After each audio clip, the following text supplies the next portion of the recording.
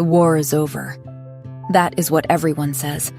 And if the war is over, Annie reasons, then Papa is coming home. He promised. So she waits. Days in the snow, nights with no food. The villagers step around her like she is part of the road. Nobody stops to help.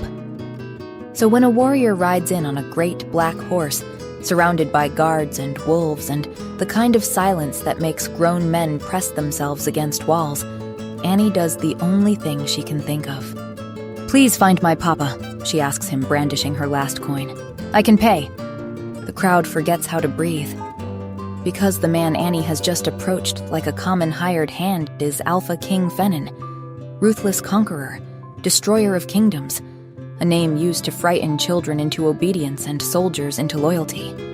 Everyone expects the child to be punished for her disrespect. Instead, the king kneels.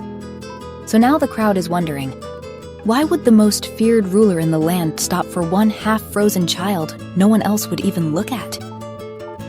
Chapter 1.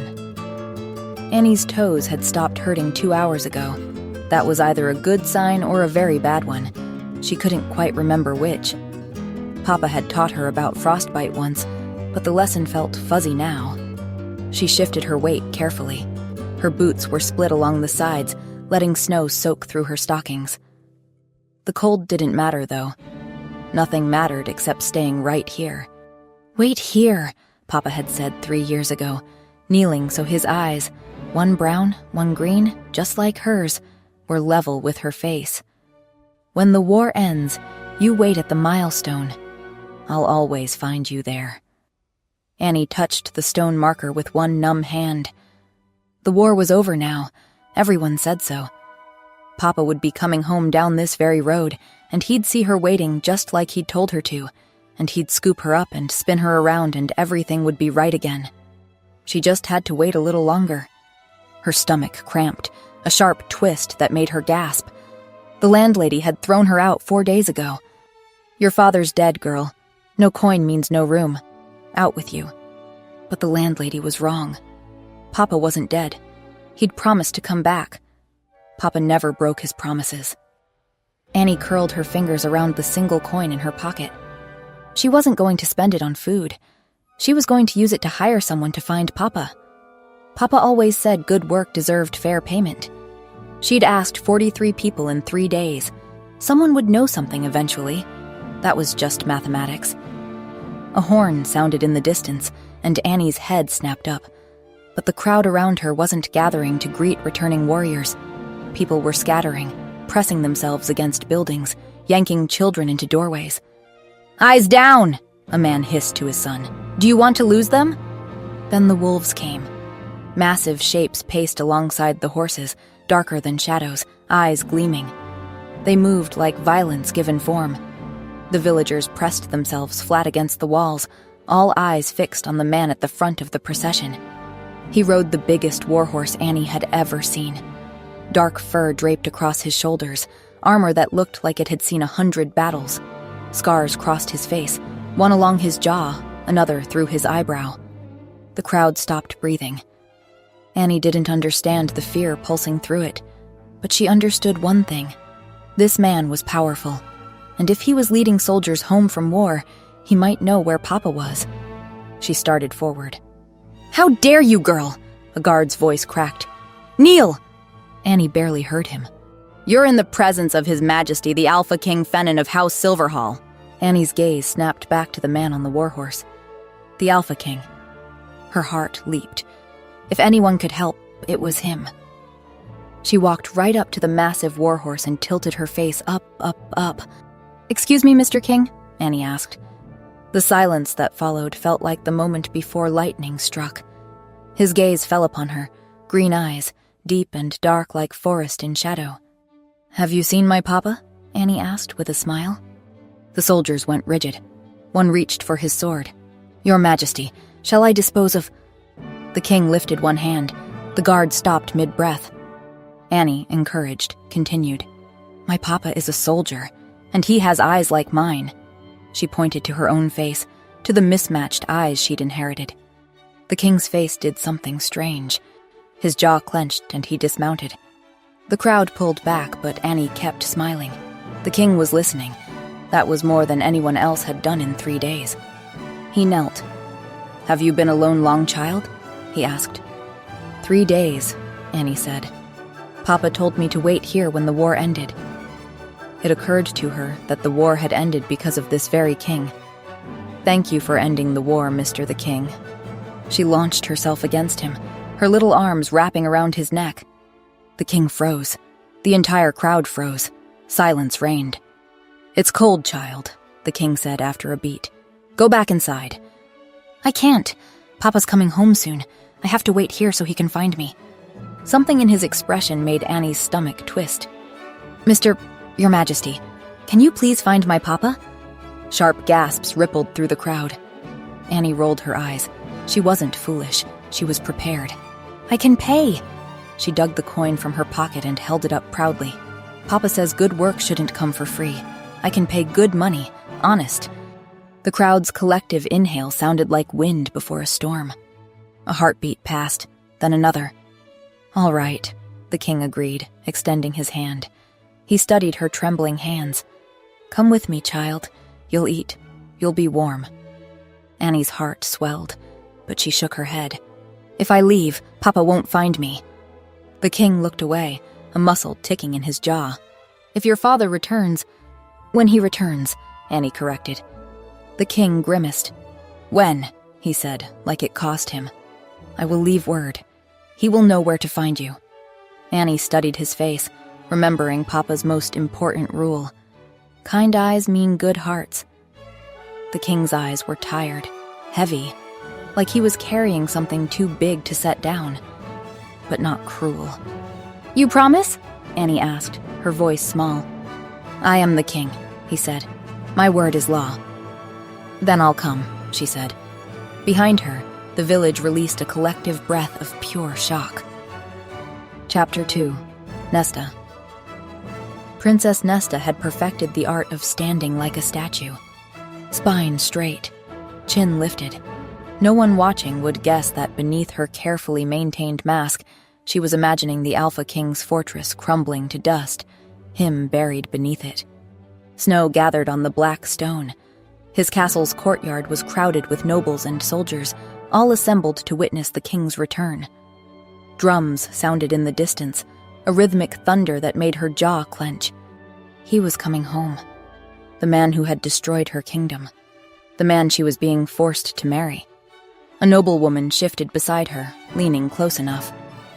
"They say he crushed the last rebellion in 3 days," she said. Nesta didn't turn her head. "Yes, well, they also say that efficiency is the hallmark of tyranny," she replied. The woman fell silent, but Nesta caught her nervous glance and smirked. She was a princess of the Southern Kingdom, daughter of a proud line. No amount of force could make her forget what had been taken from her, even if she had to stand here and pretend otherwise. The engagement had been arranged 3 months ago, after the 3-year war that had left her kingdom in ruins. The terms were simple. Princess Nesta would marry Alpha King Fenin, ensuring peace and her family's survival. She would become his Luna, his queen, the symbol of the South's submission to the North. She had met him only once, during the official engagement ceremony. The memory still made her stomach twist. He'd stood at the far end of the throne room, and even across that vast space, his presence had been overwhelming. She tried not to pay him any attention. Their advisors had negotiated the final terms while Nesta stood on her designated mark. But then he'd looked at her. One long, assessing look from eyes the color of deep forests. Green, but darker than any green had a right to be. Predator's eyes. Nesta had stared back with all the defiance she could pack into a single glance. It had infuriated her, that look. The casual way he'd assessed her like she was a horse he was considering purchasing. But what had infuriated her more was the small, traitorous part of her that had noticed he was beautiful in the way a blade could be beautiful. Deadly and perfectly and utterly capable of destruction. She'd crushed that thought immediately, refused to let it surface again, ever. Trumpets sounded, sharp and clear. The gates began to open. Nesta's fingers tightened. She'd survived this long by hiding her hatred behind perfect manners. She could survive this too. A massive black wolf padded into the courtyard. The Alpha King. The crowd fell silent. This wolf was embodiment of every nightmare that had haunted the Southern Kingdom for 3 years. Its shoulders came up to a man's chest, muscles rippling beneath fur so black it seemed to absorb light. And it had a child on its back. She was tiny, wrapped in a cloak far too large for her, her face pinched with cold and hunger. Nesta blinked, certain she'd imagined it. A guard stepped forward with a heavy fur cloak. The child climbed down, and the wolf moved away, padding behind a carved screen that had been hastily positioned near the gates, clearly a regular accommodation for the king's transformations. Moments later, the man emerged. Alpha King Fennin. Nesta's breath caught despite herself. He was taller than she'd remembered, somehow, and dark hair fell loose around his shoulders now, damp with melted snow, softening nothing. And those eyes, dark green, intense, missing nothing as they swept the assembled crowd. Nesta hated that she noticed. He walked back to where the child waited and, Nesta's breath caught, gently lifted her into his arms. The contrast was startling. Those large, scarred hands that had wielded sword and claw with such devastating effect, now cradling a small child with obvious care. And the girl simply settled against his broad chest like it was the most natural thing in the world. "Your castle is pretty," she said, her voice bright and trusting. Nesta gaped, eyeing the dark structure built in within the heart of the mountains. Pretty is not what she'd called it. But the king said nothing, and she wondered, who was this little girl anyway? An illegitimate daughter, perhaps? A secret child from before the war? That would explain the protectiveness. But why bring her here? Why now? The king strode forward, the child still in his arms, and the crowd parted automatically. His eyes swept the assembled nobles, assessing, cataloging threats, noting absences. Then his gaze found Nesta. For a heartbeat, they stared at each other across the courtyard. His expression didn't change as he looked at her, but something flickered in those dark green eyes. Something that made her pulse quicken in a way she absolutely refused to acknowledge. "Princess Nesta," he greeted, his voice as rough as she remembered. Nesta inclined her head with perfect, glacial politeness. She kept her face perfectly neutral, her eyes cold. For just a moment, his expression shifted. Disappointment. But then it was gone. He turned away, carrying the child toward the raised platform where his throne waited, and Nesta found herself watching the way he moved, like a predator who'd never learned to doubt his own power. She looked away sharply, annoyed with herself. Meanwhile, the court murmured, confused and curious. Nesta wasn't the only one staring at the child. Up close, Nesta could see how thin she was, how her clothes hung off her small frame. A courtier leaned toward another, whispering loud enough for Nesta to hear. "Who is she?" Nesta expected the king to explain, to announce her as his daughter, perhaps, or ward. Instead, he simply said, "She is under my protection." The child beamed up at him. "His Majesty is very kind," she announced. Nesta's eyes narrowed. "Kind? The Alpha King?"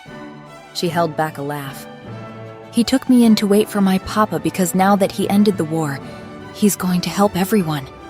The child continued utterly sincere, utterly trusting. "Everyone!" Someone laughed, catching themselves when the king sent them a cold glare. "Yes," Annie beamed. "He said more hungry children and hurt soldiers can come here. The king takes care of people." Silence crashed across the courtyard like a physical force. Nesta felt the shock ripple through the crowd, because everyone in this courtyard knew one simple fact. 3 months ago, a council member had proposed opening the fortress to refugees from the war. The king had refused, everyone knew that. And now this child, this strange, thin little girl, was proclaiming to the entire court that the king had promised the exact opposite. Nesta leaned forward slightly, fascinated despite herself. The king's jaw tightened, a muscle ticked in his cheek. Then he exhaled slowly. "Prepare the guest halls." His voice was controlled, careful. "Any wounded soldiers or displaced children who seek refuge will be admitted. Nesta felt her own eyes widen. The Queen Mother stiffened visibly. "Your Majesty," the Queen said, her voice low and sharp. "This was not, it is now," the King interrupted. The court began to dismiss, nobles and soldiers filing out in small groups, their whispers creating a low buzz of speculation. Nesta remained where she was, mind racing. What had she just witnessed? Chapter 3. Annie. Annie woke up on her third morning in the palace and stared at the ceiling. It was painted. Little gold stars against dark blue, like the night sky but prettier. At home, the ceiling had been plain wood with a crack shaped like a rabbit's ear. She missed Papa. Not in the sad way that made her chest hurt. Just the normal way, where she wanted to tell him about the painted ceiling and how the fireplace kept going all night without anyone adding wood. And she wanted to ask the king if anyone had seen him yet. Annie slipped out of bed, got dressed in one of the simple dresses someone had left for her, and went looking. The hallways were huge and echoey. She peeked into rooms as she passed. Most had people doing boring, grown-up things. She kept walking. And then she almost crashed into the most beautiful woman she'd ever seen. Oh! The woman was wearing a dress the color of deep water, and her face looked like something from one of Papa's fairy tales. "I'm so sorry," Annie said quickly. "I wasn't watching where—" "It's quite all right." The woman's voice was smooth and a little surprised. "Are you lost, child?" "A little bit. I'm looking for the king. Do you know where he might be?" Something flickered across the woman's face. "The king is likely in the council chambers or the training grounds. Why do you need to see him?" "I wanted to ask if there's news about my Papa," Annie said, then remembering her manners. "I'm Annie." "I know who you are," the woman smiled. "I am Princess Nesta." Annie's whole face went hot with excitement. "The princess? The one who's marrying the king?" "Yes, that one." "Oh," Annie clasped her hands together. "You're so beautiful, princess. You're the most beautiful princess I've ever seen. I can see exactly why the king is so in love with you." The princess's cheeks turned pink. "Oh, I wouldn't say he is in love." "Of course he is," Annie interrupted. "And you must love him very much too, to be marrying him." The princess's mouth got tight and she looked away. But then she just said quietly, "Come, I'll walk with you." They walked together, Annie taking 2 steps for every one of the princesses. This was perfect. The king was a hero, and he was marrying a beautiful, kind princess, and soon Papa would come home and they'd probably all live here together. Like a family. The corridor opened into a courtyard. Cold air hit Annie's face. Then she heard a cracking noise and jumped. "What's that?" Princess Nesta's hand touched her shoulder. "Annie, perhaps we should—" But Annie had already seen. A boy, tied to a post, older than her but not by much. His shirt was gone and there were red marks on his back and a man with a whip and— The boy jerked but didn't scream. "Stop!" Annie screamed. Everyone turned to look at her. "Why are you hurting him?" Annie asked. "He failed his duty," the guard replied. Princess Nesta's hand tightened on Annie's shoulder. "Annie, come. This is how things are done here. There's nothing you can do." Annie shook her head. Papa had taught her that hurting people was wrong. She pulled away from the princess and stepped forward, fists clenched at her sides. "The king would not stand for this." The guards looked at each other and laughed. "You don't know the king, little girl." Annie's whole chest got hot. "Of course I do, and I know he helps people, because he's a hero." The guard hesitated, not because of what Annie said. Princess Nesta had stepped up beside her. "Leave the boy alone," she said, her voice cool and commanding. "He's had enough." The guards lowered their whips, but then— "What is this interruption?" came a voice sharp and cold. The Queen Mother, tall and elegant, and everyone straightened immediately. She looked at Annie. Her eyes were cold. "Why is this child in my yard?" "Ma'am, they're hurting him," Annie said, pointing at the boy. The Queen Mother would help. She was the king's mother. Papa always said mothers had the softest hearts. Princess Nesta spoke up. "The child has been whipped enough, Your Majesty." The Queen Mother smiled. "You wouldn't know what's enough, Princess. Your army lost wars." She looked at the guards. "Continue." Annie's stomach dropped. "But the king wouldn't," she began. "Child, the king allows what must be done." The Queen Mother waved her hand. The whip rose. Annie's whole body went cold and then hot. No, the king had saved her, promised to help hungry children and hurt soldiers. Heroes didn't let children get hurt. She ran, straight at the post, arms out, putting herself between the whip and the boy. "No!" Princess Nesta screamed. Annie heard running behind her, but she was already there, arms spread wide. The whip stopped. Everything went quiet. Then, footsteps, heavy ones. King Fennon was here. Relief flooded through her whole body, warm and bright. He walked in like thunder, tall and powerful, his face dark, but Annie wasn't scared because she knew he wasn't mad at her. His green eyes looked at everything. "Explain," he said. The guard dropped to his knee. "Discipline, Your Majesty."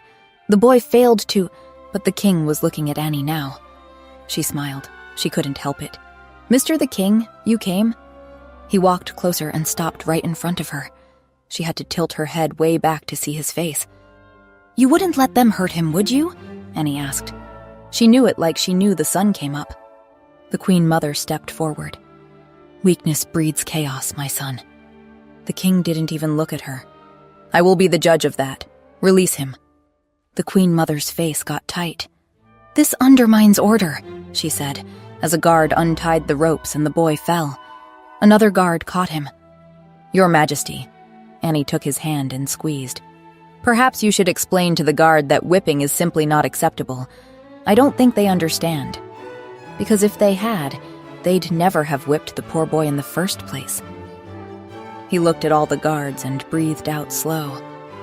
"No one in this fortress will be whipped again." Annie's smile got so big it hurt. "Thank you, Your Majesty." And then she hugged him, threw her arms around his waist and squeezed as hard as she could, pressing her face against his coat. He went completely still, like he'd turned into a statue. But Annie didn't let go. "You're a hero," she said. His hand came down on her head, just for a second. Chapter 4. Nesta. Nesta stood outside the king's war chamber with her hands clasped behind her back, forcing her spine straight, her chin level, the perfect picture of a composed princess. Inside, her heart beat too fast. She'd requested this meeting 3 days ago, had prepared her arguments, rehearsed her requests until the words felt smooth and controlled. The marriage contract had been negotiated by advisors and signed by her father, but there were details, critical details, that could mean the difference between her people keeping their sacred spaces or losing the last remnants of their identity. The door opened. A guard gestured her inside. The war chamber hit her immediately. Smoke and steel, old leather and something sharper. Wolf. Maps covered a massive table in the center, marked with territories and troop movements. Weapons lined the walls in deliberate arrangement. This was the room where wars were planned, where kingdoms fell, where hers had fallen. Fennon stood at the table reviewing documents, his back to her. Even without armor, he was imposing. Broad shoulders, the kind of build that came from actual combat. Dark hair slightly disheveled, sleeves rolled to his elbows, forearms corded with muscle and marked with old scars. He looked up when she entered, and those green eyes found hers. Nesta's breath caught despite herself, predatory in a way that made her wolf instincts flare, half warning, half something she refused to name. "Princess," he said. His voice was rough, controlled.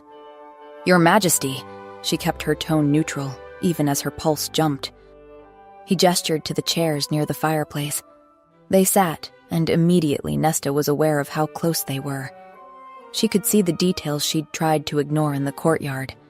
The scar through his eyebrow, the sharp line of his jaw, the way his hands moved with controlled precision as he pushed the marriage contract toward her.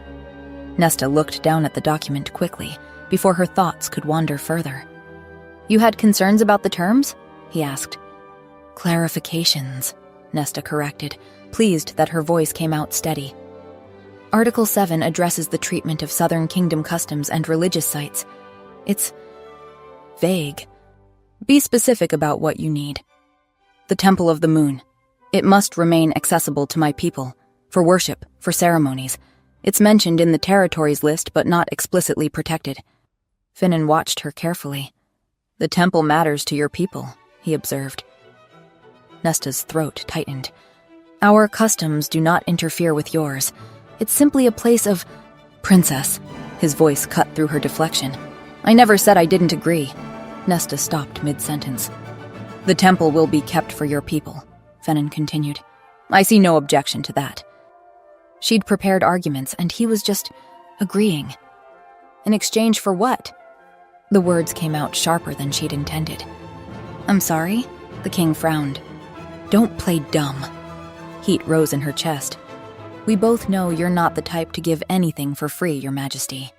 Silence fell between them, heavy and charged. Finan leaned back in his chair. You're really unhappy about our upcoming union, aren't you? He asked finally.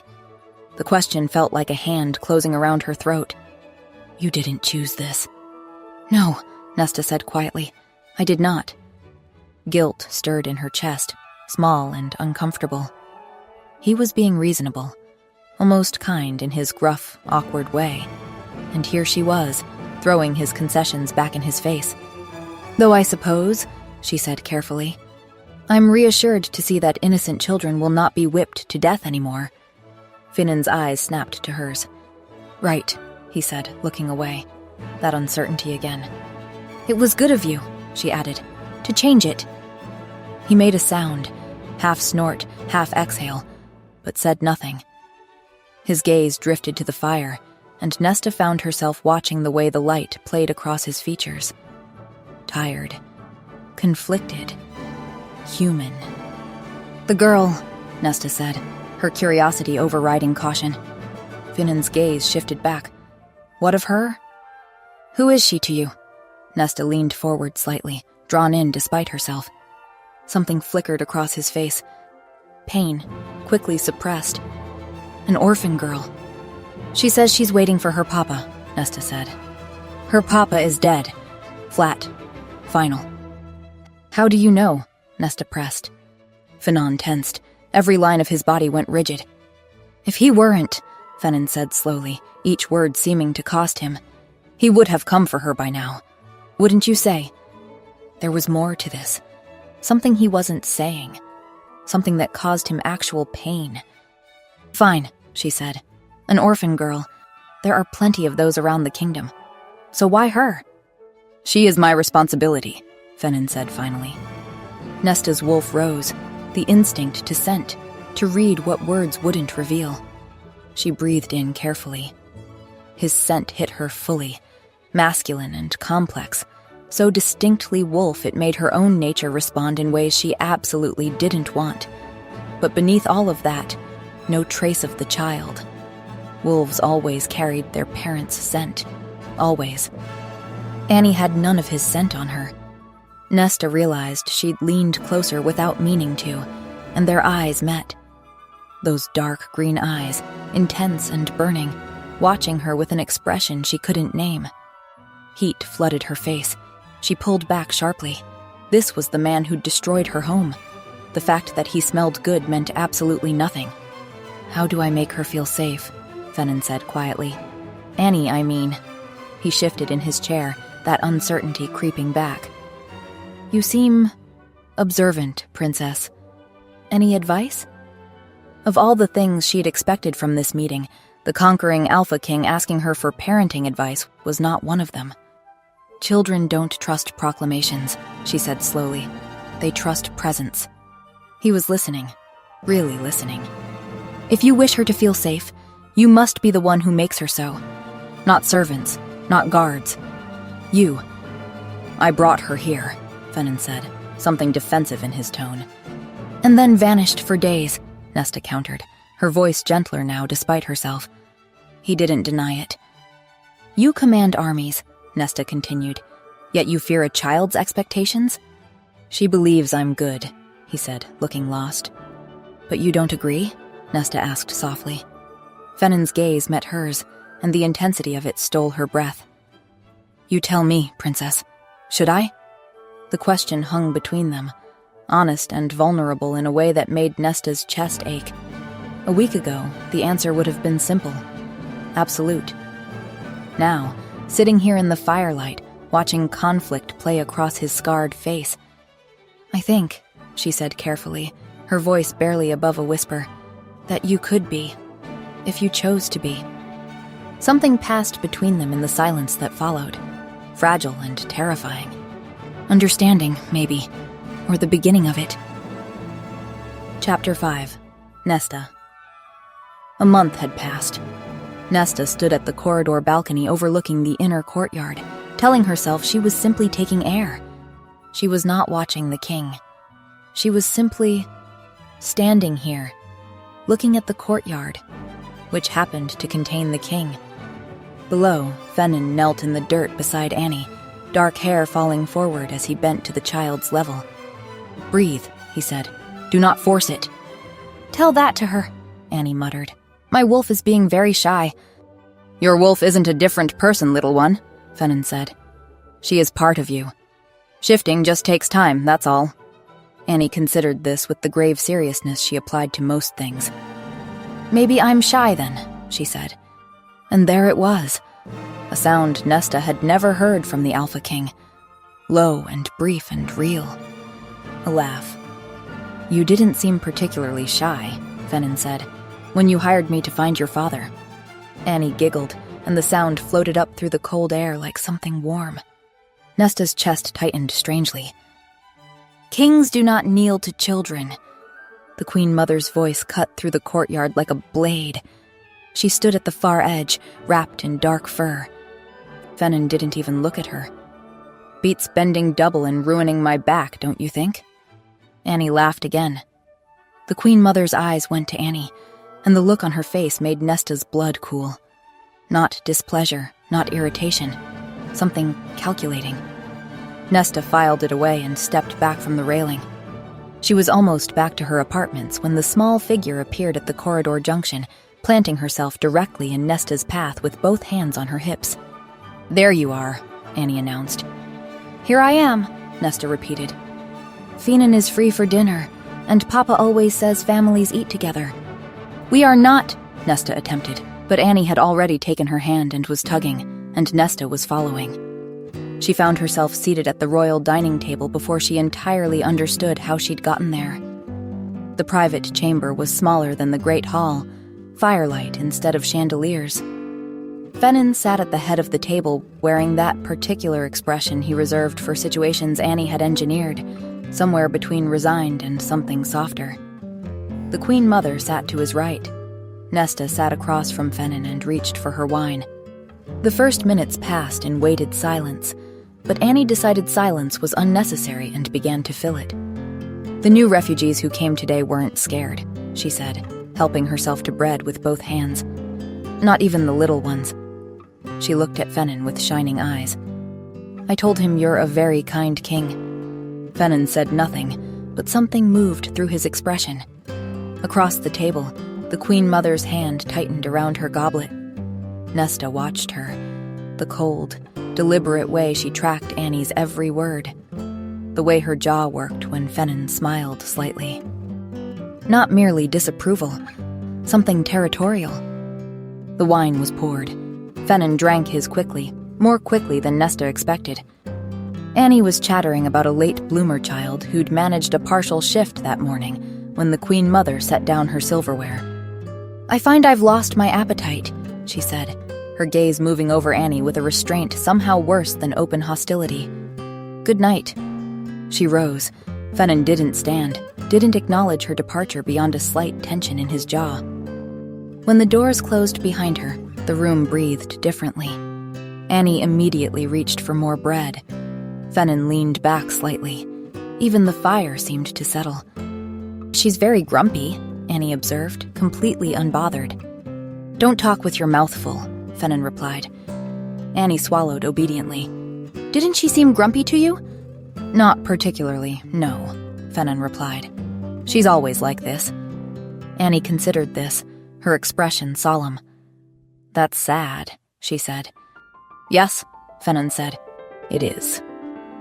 There was something in his voice, old and tired, that made Nesta look at him properly.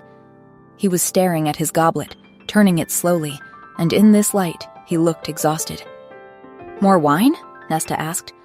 He looked up, something shifting in his expression, brief and unguarded. Yes. Thank you, Fennon said. She reached across and poured, and their eyes held for just a moment before she looked away. Annie was telling them about another late bloomer child, and Fennon was listening, the tension in his shoulders slowly easing. Nesta was reaching for her own wine when she noticed his hand. Pressed flat against the table, fingers splayed, knuckles white. Something wasn't right. The quality of his stillness had changed. Your Majesty, Nesta said carefully, are you all right? He didn't answer. When he looked up, his eyes were wrong, darker than they should be in the firelight, breathing slowly through his nose. Are you tired? Annie asked. You've been training everyone very hard. You should probably sleep more. Fennon pushed back from the table suddenly, making Annie startle. He stood too quickly, his hand catching the goblet. Wine spread across the white tablecloth like blood. You both need to leave, he said, strained, forcing the words through something. Now. Please. What's wrong? Annie cried, starting to rise. Annie. Nesta moved around the table fast, reaching for the child. Come with me, now. But she was watching Fennon as she moved. His jaw clenched, unclenched. A tremor ran through his hands, visible, violent. His breathing came in harsh pulls, his eyes gone almost entirely dark. Go, he managed. I can't. His body bent forward, hands slamming onto the table. Then the transformation took him. Nothing like the graceful shifts she'd seen from wolves in full control. This was violent, bones cracking and reshaping too fast, muscle tearing and reforming, his body fighting itself. Annie screamed, short, sharp. The wolf crashed onto the stone floor, knocking the table sideways, plates shattering across the stone. Nesta pulled Annie behind her. The wolf paced, wrong, jerky movements no healthy shifter made, claws leaving deep grooves in the stone, breath coming in harsh snarls, eyes wild, unseeing, like something trapped. This was not controlled aggression. This wasn't normal. Come away, Nesta told Annie, stepping back slowly, quickly and quietly. He needs help, Annie said. Maybe, Nesta said, but there's nothing we can do right now. The wolf snarled, and its gaze fixed on Annie. Nesta put herself fully in front of the child on pure instinct. Annie, don't move! But Annie moved. She stepped out from behind Nesta and walked toward the wolf with steady, unhurried steps. No, Nesta started forward. It's all right, Annie said softly, not looking back. The wolf froze. Annie kept walking, arms loose at her sides, impossibly small in that room, in front of that creature. Nesta didn't breathe. The snarl faded. The wolf's chest heaved, once, twice. Then the breathing began to slow. The wildness in those dark eyes flickered and dimmed. The great body lowered itself to the ground. Annie kept her hand against his muzzle, stroking slowly, and said nothing else. Nesta stood motionless, staring. Chapter 6. Nesta. The room was quiet now. Annie had fallen asleep by the fire, curled against the wolf's warm flank. The wolf slept too, his great chest rising and falling in slow, even breaths. Nesta stood in the wrecked dining chamber alone with her thoughts. He'd been fine. That was what she couldn't stop turning over. Sitting at the table, talking, entirely himself, and then within seconds, gone. Like a man drowning inside his own body. She crossed to the overturned table and crouched beside the spilled wine, breathing it in carefully. Red, spiced, slightly acidic. She held the scent in her lungs and searched it, for bitterness underneath the sweetness, for the sharp chemical edge that didn't belong. Nothing she could name. She moved to the food, smelling everything in turn. Still nothing. Which meant nothing, necessarily. She was no alchemist. She went to the door. "Send for Lady Dina, now." Dina arrived within 10 minutes, the one servant in this fortress Nesta had come to trust. Nesta pulled her close and kept her voice barely above a breath. "Collect samples from everything on that table. Every dish, every goblet. Take them to the castle alchemist tonight, by order of the king. Tell him to test for anything that should not be there, and to send word to me privately." "How privately?" Dina asked. "To no one else," Nesta said. "No one." Dina nodded and moved to the table without another word. Nesta turned back to Annie. The child was deeply asleep, face slack and peaceful against the wolf's warm side. Nesta crouched and slid her arms carefully underneath her. Annie stirred, made a soft sound, then went slack. She stood, holding her, looked toward the door. Behind her, the wolf shifted. It happened fast. Nesta turned her face sharply away. She heard Dina finish and slip out the door without being asked. Good woman. Nesta carried Annie to the large carved chair in the far corner, lowered her carefully, then turned back. She immediately wished she hadn't. Fennin lay on his side by the fire, deeply unconscious, and the firelight was doing absolutely nothing to help her situation. Broad shoulders tapering to a lean waist, muscle carved from years of actual warfare, firelight moving across his skin in warm gold. Nesta looked at the ceiling, then at the door. Then, against her better judgment, back at him. Her cheeks were burning. If a guard walked in and found the king like this, unconscious on the floor, the room in ruins, by morning, the entire fortress would believe he'd drunk himself into a stupor, which was probably exactly what someone wanted people to think. She found his cloak near the door and walked back, crouched beside him and began draping it across him, keeping her eyes fixed on her own hands. She was doing well until she made the mistake of breathing in. His scent enveloped her, pine, smoke, warm skin, and her wolf went embarrassingly still inside her chest, the way it only did when it wanted something badly enough to stop pretending otherwise. She made the further mistake of glancing at his face. His eyes were open, green and heavy-lidded and very close to hers. He looked at her the way people looked at things they wanted, soft and unguarded and without a single wall up, and Nesta's heart stopped completely. Then he lifted his hand and tucked a loose strand of hair back from her face. Slowly. "Nesta," he smiled. Every coherent thought she possessed evaporated simultaneously. She cleared her throat, sat back. "Your Majesty," she said. He blinked. She watched awareness return, the warmth retreating, recognition arriving, then the full weight of memory landing all at once. His eyes swept the ruined room. His face went pale. "Where is Annie?" "Safe," Nesta said, nodding toward the corner with her chin.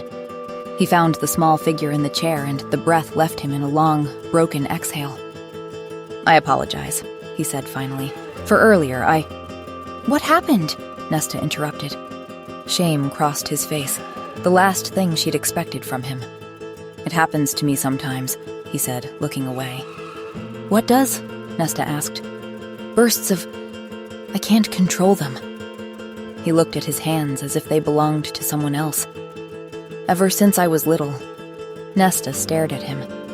It didn't fit. She'd spent months watching this man. His control over his own body in the training yard was extraordinary. This was not the portrait of a man who lost control. "The fighting helps," Fennin said quietly. "It canalizes it, gives it somewhere to go." "It?" Nesta said. "The violence, my outbursts." He was ashamed in the way someone was ashamed of something they believed was a fundamental flaw in their own nature, something they'd been told was theirs to carry. She had no proof yet, but she was becoming increasingly certain this wasn't temperament. "So all these wars," Nesta said carefully, "they were your way of managing your temperament." "No." His eyes came up sharply.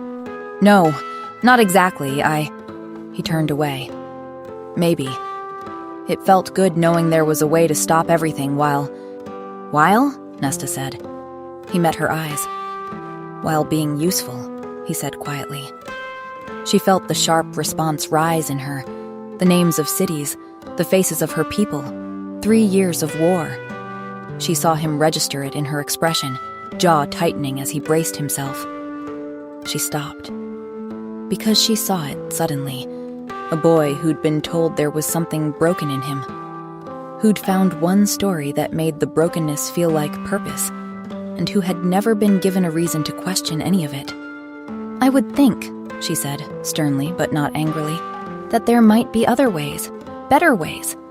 He nodded, slow and heavy, like something long refused finally being acknowledged. "Wars cannot last forever," Nesta added. "No," he said. "I suppose they can't." The fire settled softly. The room felt very small, very warm, and very far away from everything outside it. She became aware of how close they were. Him on the floor, she crouched beside him, barely a foot of space between them. The scent of him enveloped her, pine, smoke, warm skin, and her wolf went embarrassingly still inside her chest. "Did I scare you?" he asked. "Earlier." "Yes," she said. His face tightened. He looked away. "You didn't scare her, though," Nesta said quickly. "Annie, she was scared, but not of you. She was scared for you." She found herself smiling slightly. "She walked right up to you and put her hand on your face, and you just stopped." Fennin looked at Annie sleeping in the corner. "Other ways," he murmured, almost to himself. "Children have a way of changing things," Nesta agreed. He turned to look at her, and she thought about the fact that someday she would be expected to bear his children. Heat rushed up her neck. "Or so I hear," she said, looking away quickly. He didn't notice. His gaze had drifted back to Annie, the warmth giving way to something heavier. "What will you do?" Nesta asked. "When her father comes back?" He tensed immediately. He won't. He might. He's her father. From everything she says about him, he loves her very much. So when he comes back, her father is dead, Fennin said, meeting her eyes. She went still, because that was not the language of probability. "During the war," Fennin said, his voice dropping. "Commanding troops is difficult when everyone around you has been trained into total obedience. They say yes to everything. It's efficient, useful." A pause. "But there are moments when you need someone to tell you what they actually think, not what they calculate you want to hear." "There was a soldier," Fennin said. "Gerald." He said the name carefully. "Common man, nothing remarkable on paper. He was the only person in my entire army who told me exactly what he thought, every time, without checking whether it would cost him." "He wasn't afraid of you," Nesta said. "No." Fennin seemed to find this both baffling and genuinely precious. He'd look me dead in the eye and say, "I think that's wrong, Your Majesty, and here's why," like it was the most natural thing in the world. I started seeking him out. It was nice to discuss things I might have otherwise missed. "You became friends," Nesta said softly. Fennin was quiet. "I wouldn't know how to recognize that," he said finally. "I've never really had friends." He said it simply. No self-pity, just a fact. He talked about his daughter every spare moment. He talked about her like she was everything else was just the thing he was doing until he could get back to her. The fire crackled quietly. It made me realize there was no one waiting for me, no reason to come home. Nesta looked at his profile and felt something ache behind her ribs. "One day, there was yet another battle," Fennin said, his voice going careful. "In the southern pass above the Arden Valley. Late autumn, the ground already frozen hard. I'd moved our supply lines through the pass 3 days running. I thought we'd established it as secured." Nesta held very still. The Arden Valley. She knew that pass. She had spent 2 weeks with her father's best military mind designing what would happen there. The false signal fires on the ridge, the decoy wagon tracks leading north. "Gerald had been watching the ridgeline for 2 days," Fennin continued. "He told me the morning before that something was wrong. He asked me to change the route." Fennin's jaw tightened. "I told him he was reading shadows." Nesta said nothing. "We were halfway through the pass when the first wave came down. They'd been waiting above us, completely invisible. The second wave cut off the rear before anyone could turn." He looked at Nesta quietly. It was well conceived, that ambush. The timing, the terrain, the way it prevented retreat. He glanced at her, and she saw the recognition in his eyes, quiet, carrying no accusation, simply knowing. Her heart beat very hard. I would have died. Gerald was 10 feet away. He had no reason to be watching me at that particular second. But he was. He looked at his hands. He moved before the arrow did. The decision he made in that moment, he must have understood exactly what he was choosing, and he chose it anyway. He paused. He wasn't afraid. I sat with him while he was dying, and he wasn't afraid. He was concerned about whether I was injured. He said I had to live because I would do more good than he could. Nesta closed her eyes. And then he asked me to find his daughter, Fennin said, his voice barely above nothing. He told me her name, where she'd be waiting, the milestone on the North Road, and he said she had eyes like his, one brown, one green. So I'd know her. The silence was absolute. Nesta looked at the small figure under the tapestry in the corner. Oh, Nesta whispered. You asked who she is to me, Fennin said. She is the guilt I carry. If it weren't for me, she would still have a father.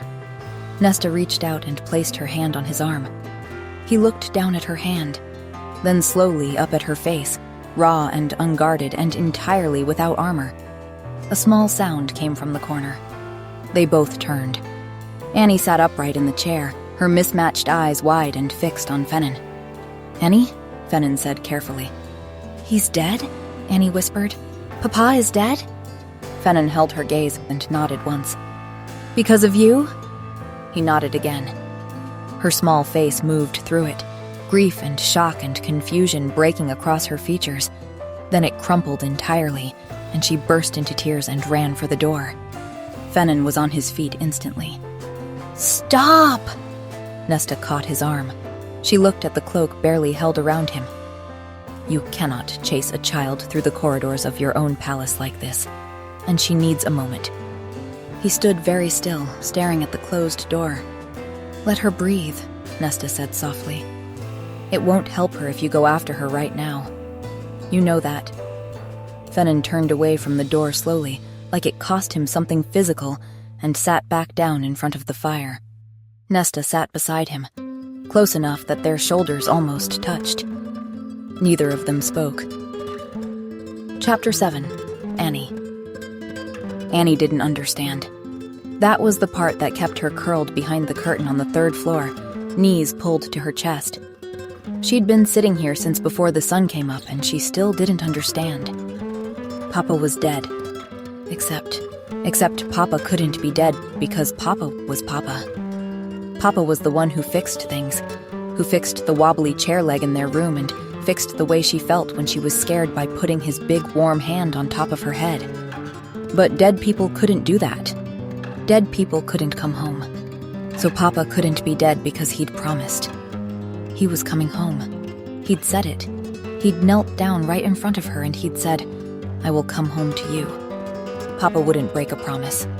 So he had to be coming home. Except Fennin had said. Annie pressed the heels of her hands against her eyes. Fennin had said it like he knew. He'd nodded. Twice. Annie didn't understand how both things could be true. How Papa could have promised and Fennin could have nodded. She kept trying to find the piece she was missing. Like when you had a puzzle, and there was one piece that didn't seem to go anywhere, and you kept turning it over. There had to be a place where this fit. Papa was coming home. The war was over. The war being over meant the soldiers came home. That was how wars worked. That was the whole point of wars ending. She pressed her forehead harder against the glass. Outside, the garden was very still. Papa would have hated it here in winter, she thought suddenly. She wanted to tell him about the palace.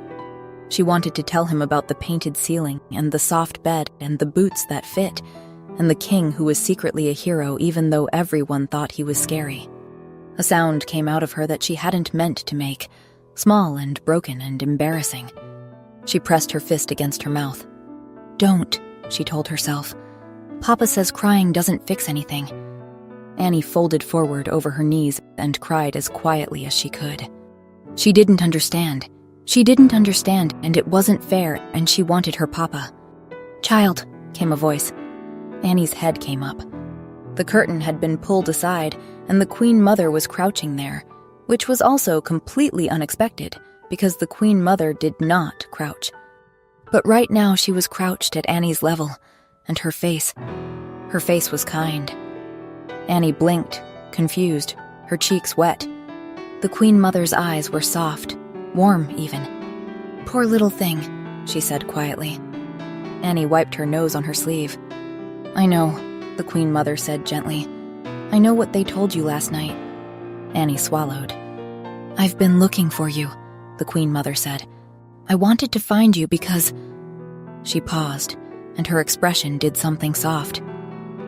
"Because I have something to tell you, Annie. Your father is not dead." The words went into Annie's ears and then just stopped. "What?" she whispered. "He is alive." The Queen Mother's mouth curved into a warm smile.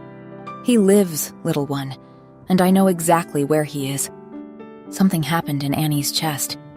It was like when you'd been holding your breath for a very long time, and someone finally told you that you could breathe. "Papa is alive?" Her voice came out tiny and trembling. "Yes." The Queen Mother reached out and cupped Annie's wet cheek. "And he misses you terribly." Annie's eyes filled again, immediately. The good kind now, the overwhelmed kind. "I knew it," she breathed. The words tumbled out before she could even think them, straight from somewhere deep and certain. "I knew it. I knew Papa wouldn't. He promised. He promised he'd come back, and Papa never breaks promises. I knew. I kept saying he wouldn't, but nobody believed me, and I knew." "Would you like to go to him?" the Queen Mother interrupted. Annie was already climbing out from behind the curtain. She was halfway down the back stairs when the thought hit her, and she stopped dead on the step. "Fennin. First let's go tell Fennin," Annie said. "He'll be so relieved." The Queen Mother turned to look at her, patient and warm. "Annie." The Queen Mother's voice was gentle, patient. "The king loves you very much. You know that." "Yes," Annie said. "He wants to keep you here." The Queen Mother's expression shifted into something careful. "He told you your father had died, so that you would stay with him."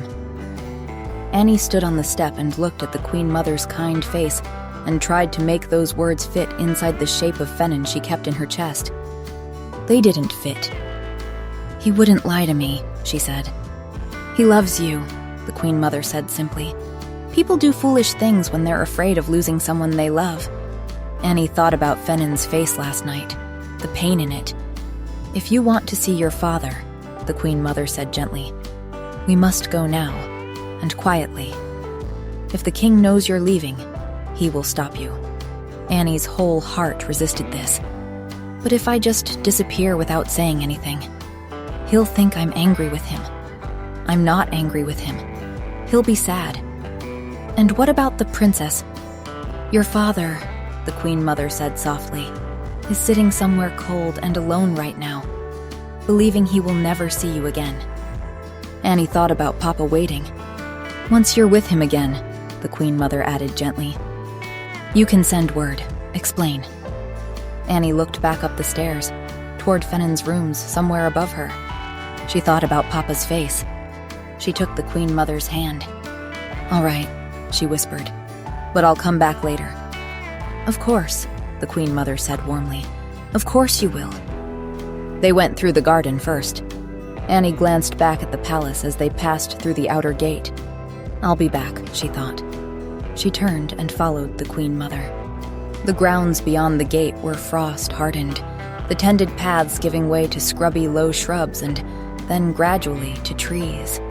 Annie had to take quick steps to keep up with the Queen. "Is it far?" Annie asked. "Not terribly," the Queen Mother said pleasantly. The path narrowed, then narrowed further, then became something more like a deer track, a gap between trees where animals had passed rather than people. They left the castle's gardens down the forest path and into the forest. They walked on, long enough that Annie lost all sense of the palace behind her. No distant bells, no guards, Nothing. Long enough that the excited fluttering in her chest had settled into patient certainty. Just ahead, nearly there, Papa was waiting. The trees opened. Annie looked around. The path had narrowed to something more like a deer track. She slowed slightly. Something felt different. She couldn't name it, just a change in the air. The quality of the quiet. Papa's waiting, she told herself. He's right ahead. Annie hopped over a tree root and kept going. Papa was alive, and in a few minutes she'd see him, and he'd pick her up and spin her around. The path had disappeared entirely. They were just walking through forest. Annie had never been this far from the palace. Something moved through her. Not quite worry, not quite fear. "Are we nearly there?" she asked. "Nearly there," the Queen Mother said. The trees opened suddenly into a clearing. Annie looked around eagerly. A small space, snow still lying in the shadows at the edges where the sun hadn't reached. Bare earth in the center, frozen hard. Empty. "Papa?" Annie called. She frowned. The clearing was empty. The snow at the edges was undisturbed. Nobody had been here. Annie turned to the Queen Mother. She was standing completely still. "Where is my papa?" Annie asked carefully. The Queen Mother reached behind her and lifted a bow. Annie looked at it. Her mind felt strange, slow and fast at once. "Where is—" Annie took a step back. "You said he was here." The Queen Mother said nothing. She nocked an arrow with practiced ease. The shaft was black. The tip was darker still, coated. Annie's back found a tree. "History remembers victory," the Queen Mother said quietly. "It never remembers mercy." Annie shook her head. She didn't understand what that meant. "Papa!" she called out, looking around because she was growing scared and she wanted to find him. "Did you know, little one," the Queen Mother said, tilting the arrow to examine it, "that this arrow bears the mark of the Southern Kingdom?" Annie shook her head again.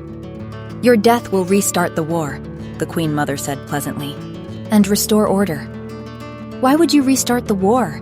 Annie whispered. Her chin was wobbling. "It hurts people." "War makes this kingdom strong," the Queen Mother said. "It makes my son's reign powerful. And I will not have a foolish little girl and a conquered princess dismantle what I have spent his entire life building." Annie's eyes were filling. "Please," she whispered, "I want my papa." The Queen Mother shook her head slowly. "You'll be with him soon, child," she said gently. And something in the way she said it made Annie's heart lift for just one small, terrible second. "You'll join him," the Queen Mother said softly. "In death." She drew the bow back. The string pulled taut.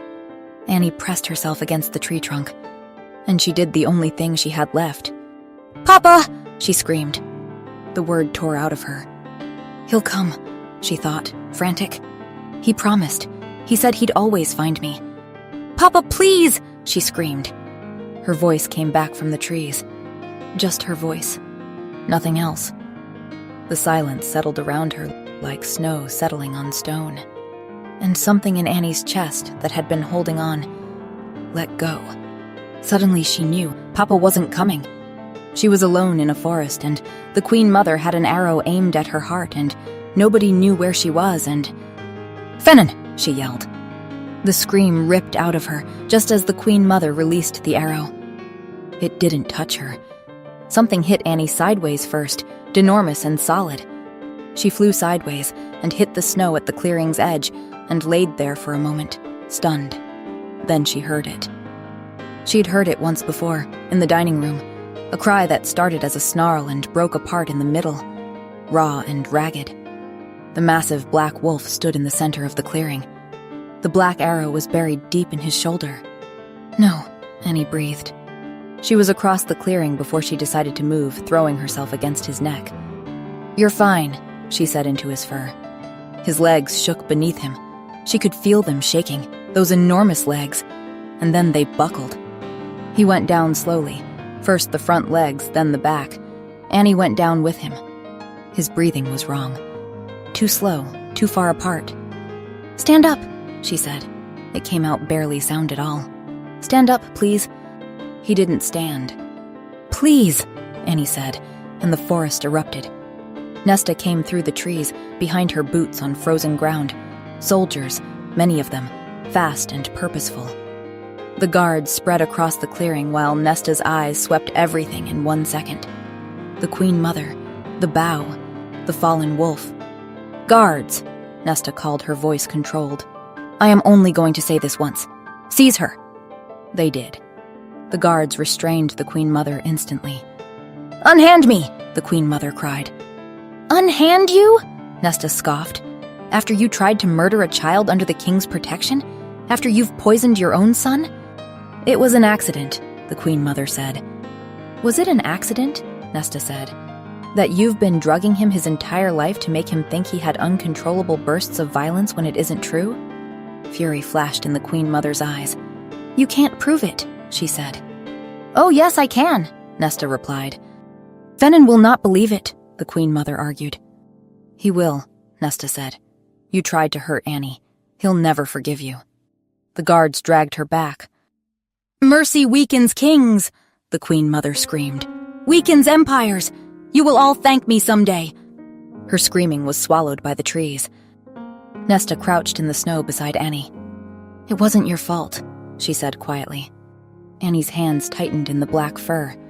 She thought about Papa teaching her about trust, about kind eyes meaning good hearts, about how you could tell the ones worth trusting because they kept showing up. She pressed her face into Fenin's fur. "You showed up," she thought. "We need to move him," Nesta said, already rising, voice shifting into the tone that meant things were going to happen now, quickly and properly. "The healer. Someone go now. Fetch the healer now." Guards moved. Annie didn't. Her tears fell against his wound. Chapter 8. Nesta. Fenin had been unconscious for 3 days, and Nesta had filled every hour of them with tasks, because tasks were the only thing standing between her and the particular kind of fear she refused to examine too closely. She'd met with the council every morning, overseen the Queen Mother's confinement. And still, in the quiet moments she couldn't fill, she found herself thinking about green eyes and a voice saying her name in the dark. She pushed the thought away every time. Until on the 4th morning, she went to his chambers. She told herself she was checking on Annie. The child was curled in the chair beside Fenin's bed, her small face pale and still in a way that worried Nesta more than crying would have. Beside her, Fenin lay motionless under heavy blankets, his breathing slow and shallow. The healers had been cautiously worried, which was the worst kind of worried. Nesta settled into the chair beside Annie without speaking. "He's going to be fine," she said. Annie said nothing. "Annie," Nesta insisted. "It's my fault," Annie murmured. "I went with her." "Everyone trusted her," Nesta argued. Annie looked up. "You didn't," she said quietly. Nesta opened her mouth. "No, but I trust no one." The ghost of something crossed Annie's face. "Not even me?" she asked. Nesta put her arm around the child. "All right," she said. "Perhaps I trust you a little bit." Annie leaned into her, and Fenin stirred. His brow creased like a man fighting his way up from somewhere deep and dark. Annie was out of the chair before Nesta could breathe. "Fenin!" She stopped herself just short of throwing herself at him. He looked at her and smiled, small and tired and entirely real. Nesta felt something loosen in her chest. Annie couldn't stop herself then. She threw her arms around his neck, making him wince. Nesta was already moving forward, but Fenin caught her eye and shook his head. His arms came up, slow and clearly painful, and wrapped around Annie anyway. Annie pulled back, eyes wet. "I'm sorry. I'm so sorry. I should have told you I was leaving." "No, it was my fault, Annie," Fenin said, his voice rough but steady. "I should have seen what my mother was doing long before." His eyes moved briefly to Nesta, warm and grateful. "Thanks to the princess's investigation, when they told me you'd left with her, I knew immediately something was wrong." Nesta said nothing. Her chest did an inconvenient thing. Fenin's expression darkened. She remembered those 3 days from the other side, the look on his face when they'd told him Annie was gone. That split second before the king reassembled, pure terror, raw and absolute. He'd shifted before she'd finished speaking, the massive black wolf tearing through the palace doors.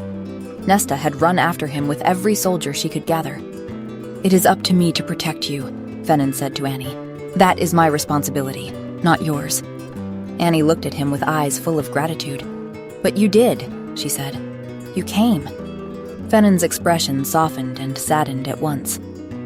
"I should have protected you better." He paused. "I should have told you. About your father." Annie's eyes filled immediately. "Why didn't you?" she whispered. "Because I didn't want you to be sad," Fennin said.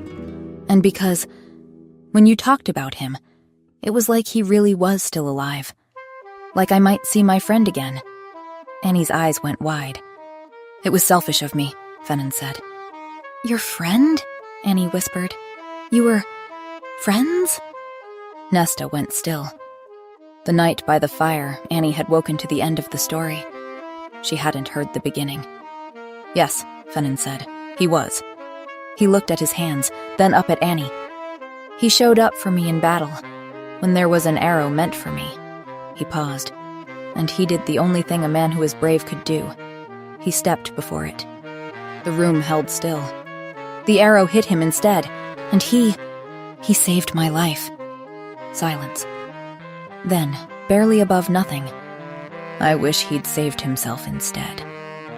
Nesta felt it settle in her chest like a stone finding still water. "I wish I could bring him back to you," Fennin said. Annie had gone completely still. Tears spilled silently down her cheeks, and she pressed her hand over her mouth. "Papa," she whispered, small and breaking. Annie didn't look at Fennin with anger. Not a trace of it.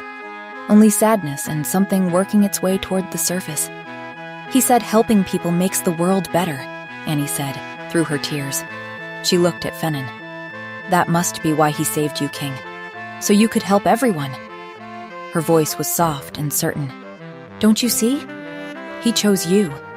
Fennin's hand reached toward her, jaw ticking. "Sounds like something your father would do," he said quietly. He cupped her cheek gently. "He asked me to come looking for you, Annie. So I did." Annie smiled, bright and trembling and real, through all the tears.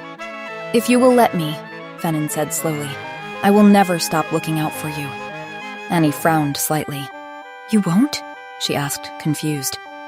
"If you will accept it, Annie," he paused. "I would have you as my daughter." Annie blinked, tears still falling, her face very still and very young. "I would not be replacing your father," Fennin said quickly, and Nesta could hear the worry in it.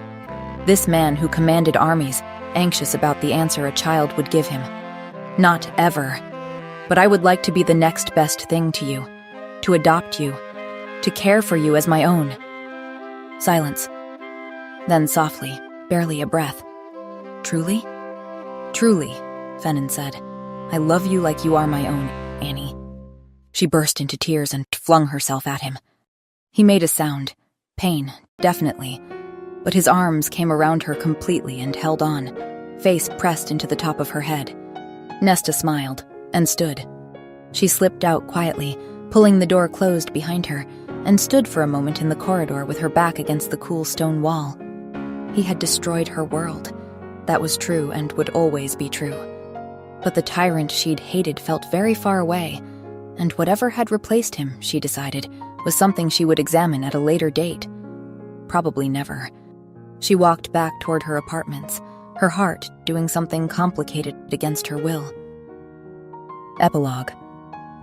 Nesta stood beneath the archway watching Annie chase a butterfly across the courtyard, blue dress already grass-stained, silver circlet worn askew.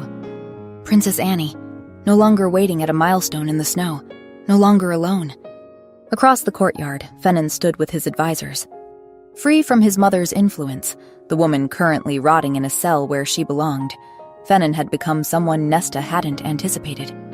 A man rebuilding his kingdom with the same determination he'd once used to conquer others. He'd declared the peace unconditional. She didn't have to marry him. Her people were safe. She should feel nothing but relief. She looked at Fennin, who had stopped listening to his advisor entirely, and was watching Annie with an expression of profound helpless fondness. Nesta looked away. She didn't understand why she felt so untethered. "I hope you have a safe journey home, Princess," Fennin said, approaching. "Thank you, Your Majesty," she smiled. "My escort has been well briefed." "I would hope so. It is a king's duty, after all, to see his guests return home safely." Nesta felt the corner of her mouth pull upward despite herself. "You've expanded that definition recently." A flicker of humor crossed his face, then faded. Silence stretched between them. "Peace certainly does suit your kingdom," she said. "It suits yours as well," he replied. Another pause. "I apologize," Fennin said quietly, "for the pain I have caused you." Nesta met his gaze. "You must be eager to get back," he murmured. Nesta cleared her throat. "The past is in the past. From now on we enter an era of peace." They looked at each other. His eyes dropped to her mouth. "Will you—" He stopped, started again. "Will you miss it here?" Nesta's heart skipped a beat. "More than I expected," she said softly.